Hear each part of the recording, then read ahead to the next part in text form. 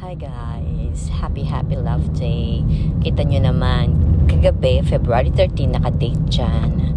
Lumabas na kami kagabi, nag-pre-Valentine date kami ni BFF Janet.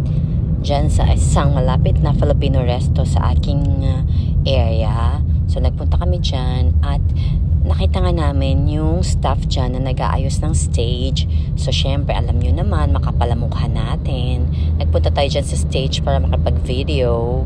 At ang aking friend nga yung taga-video ko para sa aking upload for today's video dahil today ay Valentine's. So, pinabati ko ang lahat ng isang happy Valentine's.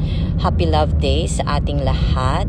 Hindi biig sabihin ngayon ay Love Day. Ngayon lang tayo magpapakita ng ating pagmamahal sa ating mga mahal sa buhay. Dahil dapat araw-araw ay pinapakita natin ang ating love sa ating mga minamahal. Sa mga walang ka-date today, ayan, katulad namin, sorry na lang tayo. Kanta na lang tayo ng All by myself. Don't wanna be all by myself anymore.